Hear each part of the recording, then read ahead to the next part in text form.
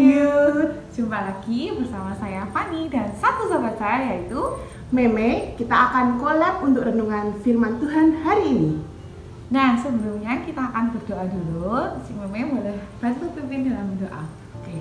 Bapa di dalam surga, terima kasih Tuhan untuk berkat-Mu hari ini Tuhan. Kalau sebentar kami akan mendengarkan renungan Tuhan, kiranya Engkau yang membuka hati dan pikiran kami supaya apa yang menjadi firman-Mu bisa merema untuk hidup kami. Terima kasih ya Tuhan, ya di dalam nama Tuhan Yesus kami sudah berdoa dan mengucap syukur. Haleluya. Amin. Amin. Nah, kali ini kita bakalan ngomongin tentang alone versus lonely. Nah, menurutmu apa sih perbedaannya? Nah, kalau dari kata arti katanya sendiri udah beda ya Ci ya. Alone and lonely. Alone itu adalah kondisi dimana kita itu sedang sendiri. Sedangkan kalau lonely itu perasaan yang merasa sendiri alias kesepian ya Ci ya. Bisa jadi tuh di dalam keramaian gitu kita juga sedang merasa sendiri alias merasa lonely gitu. Jadi itu beda yang menurut Ci.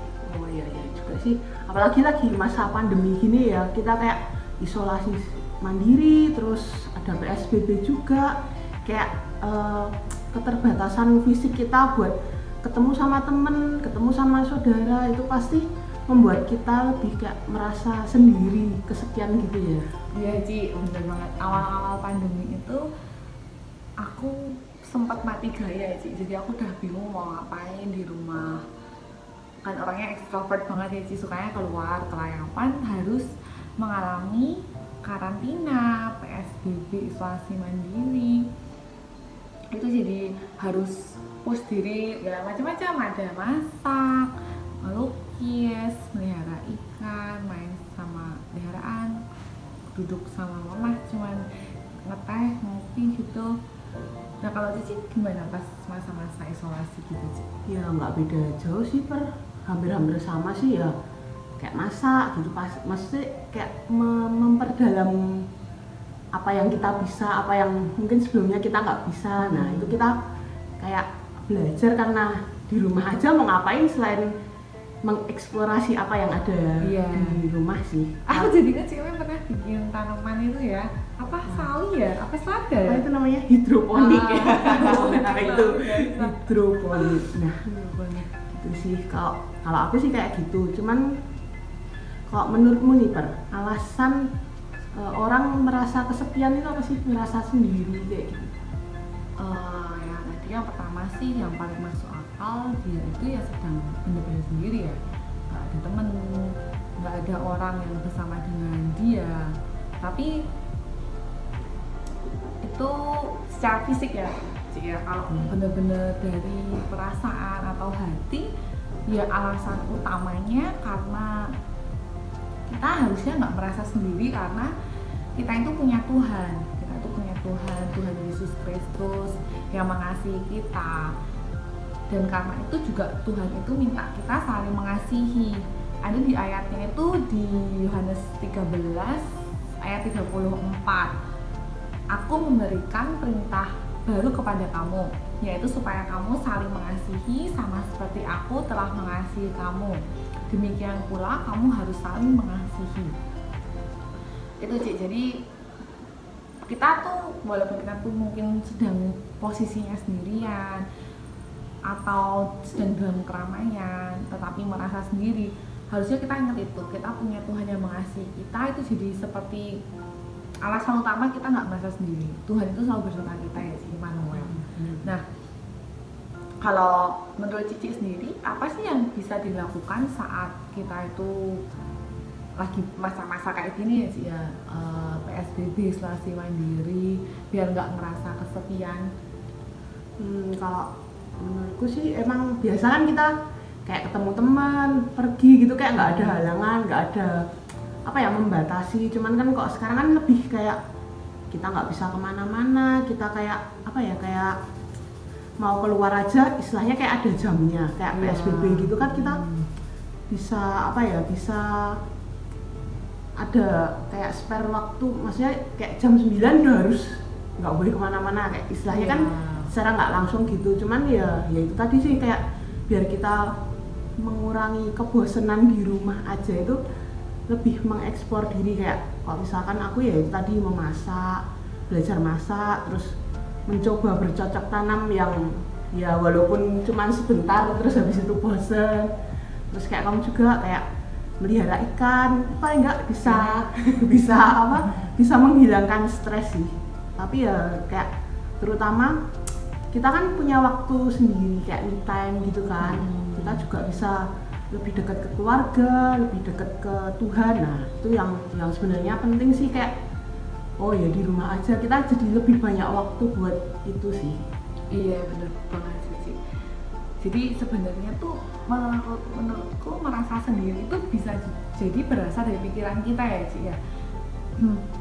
Ya itu tadi seperti yang tadi awal-awal kita bahas ya, kalau kita di keramaian itu juga bisa merasa sendiri karena pikiran kita itu tadi aku merasa sendiri, jadi menye-menye gitu, jadi melo. Saat merasa seperti itu, yang pertama sih terima dulu, jangan langsung denial gitu, langsung ya udah terima dulu, oke aku sedang mengalami seperti ini, terus aku harus sadar ini tuh bisa jadi dari pikiranku aja. Maka dari itu kita perlu minta Tuhan itu menawan setiap pikiran kita. Walaupun jujur aku juga pernah merasa terserang banget gitu, tiba-tiba galau maksimal ini, terutama kalau mau datang bulan ya Ci, menstruasi itu tiba-tiba langsung kayak serangan-serangan di pikiran tuh bisa bikin drop gitu Ci. Nah, menurut Cici itu gimana sih caranya kita merangkul teman supaya kita tuh nggak ngerasa sendiri Ci? Kalau sekarang sih menurutku lebih mudah ya, soalnya kan kayak aplikasi-aplikasi gitu kan banyak nih, kayak video call, ada Zoom, ada Google Meet, itu membuat kita jadi lebih mudah buat istilahnya kayak teman kita di luar negeri pun kita bisa kayak tatap muka kayak gitu kan. Jadi kayak sebenarnya sekarang ini kita tuh dimudahkan dengan teknologi. Nah tinggal gimana kita cara mengaplikasikannya di dalam hidup kita. Kayak sekarang kan Google Meet atau Zoom gitu kan ya, kalau 10 orang aja pasti bisa lah, masih ke 10 orang ke atas gitu. Nah apalagi kita bisa ngaplikasi ini, kalau misalkan kayak di gereja kita ada klub, kita bisa kayak di klub-klub gitu nggak bisa ketemu langsung, kita bisa kayak video call gitu kan. Apa ya, jadi mengobati rasa kangen. Nah tapi biasanya di klub kita emang belum terlaksana. Baru 2 kali awal ya video call, 2 atau 3 kali itu ya. Sebenarnya ada loh klub-klub yang udah mulai aktif dengan video call, kayak klubnya Senia, klubnya Yosua itu kan. Jadi kan mereka kayak apa ya istilahnya tetap konsisten tetap itu ya, tetap bisa ini virtual meeting virtual. Jadi itu nggak jadi batasan ya Ci buat kita terus merasa aku nggak punya teman, siapa temanku gitu. Kalau sungguh-sungguh merasa nggak punya teman, justru push diri untuk mencari temannya Ci, mencari teman yang baru, memulai untuk menyapa dan sebagainya. Walaupun emang susah, nggak semua orang bisa, tetapi itu bukan sesuatu yang tidak bisa kita latih ya Ci ya. Betul banget. Kalau gimana dari diri kita sih sebenarnya, kalau kita mau terbuka sama temen, kita mau cerita, mau jujur gitu kan, jadi teman kita juga tahu apa yang kita alami, pasti mereka juga akan istilahnya kayak lebih care ke kita juga gitu kan. Untuk apa ya, kayak membuka diri ke lingkungan, jangan pernah kayak nyawain lingkungan, teman-temanku nggak care nih, padahal kita sendiri kayak menutup diri. Ya gitu betul sih. Jadi kita tuh nggak pernah cerita sama orang, gimana orang itu bisa tahu kondisi kita. Misalnya kalau pas aku sakit, aku nggak bilang sama orang-orang, misalnya terutama aku nggak bilang Ci Meme gitu, nggak ngabarin Ci aku sakit gitu, Ci Meme nggak bakalan tahu aku sakit. Waktu itu pernah Ci Meme chat tersehat gitu, itu merupakan salah satu tindakan care menurutku. Jadi kalau misalnya teman-teman bingung untuk buka topik, bisa dengan cara seperti itu ya, misalnya mention nama, hey kamu bla bla bla sehat kok, nggak ada kabar gitu. So itu tadi sih, kalau misalnya aku nggak cerita, Ci Meme juga nggak tahu aku sedang kenapa-napa. Itu banyak sih sebenarnya yang selain itu yang bisa kita lakukan kak. Misalkan kayak tadi kita belajar masak nih, kita bisa nih kayak ngirim ke teman kita ya, walaupun mungkin awal-awalnya nggak enak gitu kan ya, teman kita yang buat percobaan ya kan, siapa tahu besok-besok kita punya restoran gitu kan dari berkat teman kita yang ngasih masukan ke kita. Nah selain itu juga mungkin bisa juga kayak kita bawa teman kita ke dalam doa. Nah itu yang sebenarnya yang paling inti dari pertemanan tuh itu sih, nggak, kadang kita nggak emang kadang kita perlu komunikasi, cuman komunikasi yang menurutku paling inti itu malah kita bawa teman kita ke dalam doa. Apapun yang maksudnya permasalahan yang dialami teman kita akan tahu lewat kita, mungkin kita doa Tuhan terus ngasih tahu, ini loh temanmu lagi ada masalah ini, kamu doain bagian ini, pasti kan ada kepekaan itu kan, Bro. Mantul banget ini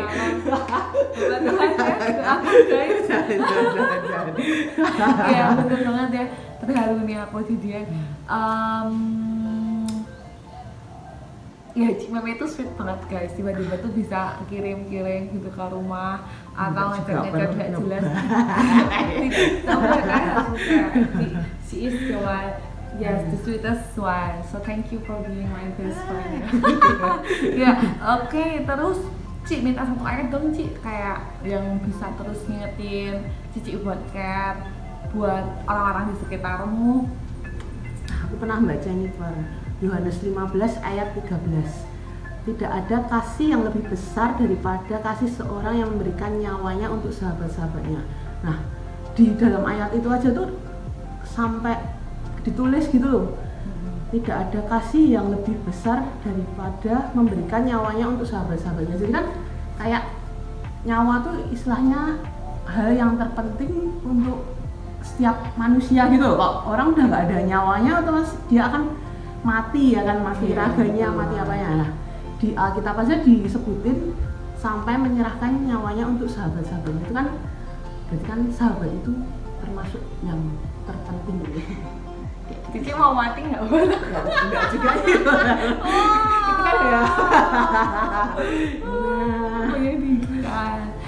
Oke. Gimana kok menurutmu kesimpulan buat renungan kita hari ini?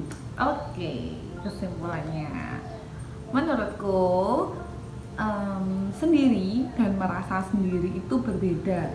Saat sendiri, apapun merasa sendirian, terima hal itu, segera ubah sudut pandang dan kendalikan pikiran.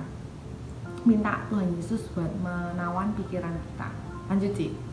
Ya, belajar untuk membuka diri, jujur mau cerita sama teman terdekat mungkin, dan juga mau peka kepada sesama dan saling merangkul. Nah gitu Pak, merangkul. Ya, merangkul cowok sama cowok, cewek Jangan cowok sama cewek, bahaya. Nanti kalau sama cewek kita bisa rangkul bebas-bebas. Nah yang paling penting doakan orang-orang di sekitar kita, sahabat kita yang selalu memberi waktu, bahkan lebih untuk mereka lah. Ada ayatnya nih di Yohanes 15 ayat 16. Karena itu hendaklah kamu saling mengaku dosamu dan saling mendoakan supaya kamu sembuh. Nah itu mantul tenang. Setiap kata dikasih ayat memang luar biasa. Salah satu sobatku ini. Oke, kita akhiri bungkus. Alright, Okay. Kalau gitu kita mau doa dulu ya. Tadi kita sudah buka dengan doa, kita akan akhiri dengan doa. Biar apa yang kita sampaikan ini boleh merema di dalam setiap hati kita. Mari kita bersama dalam doa. Tuhan Yesus, kami bersyukur Tuhan buat hari ini kalau kami boleh mendengarkan firman-Mu, yaitu kami mau saling mengasihi satu sama lain dengan sahabat kami mau belajar peka, kami mau belajar peduli satu sama lain, membuka diri kami Tuhan, dan kami juga mau untuk mendoakan satu sama lain. Jadi kami Tuhan, untuk kami percaya lebih kepadamu Tuhan. Kami tahu Engkau Allah beserta kami tidak sendirian, ada Engkau beserta kami. Terima kasih ya Tuhan, kendalikan pikiran kami, tawan pikiran kami supaya kami mengisi pikiran-pikiran kami dengan apa yang daripada Tuhan, apa yang enak didengar, apa yang daripada-Mu saja. Terima kasih ya Tuhan, dan nama Yesus kami berdoa bersyukur, kita yang percaya sama-sama katakan Amin. Oke, Teens and Youth, kita pamit undur diri dulu. sampai jumpa di waktu selanjutnya. Teens and Youth, keep on fire. God bless you.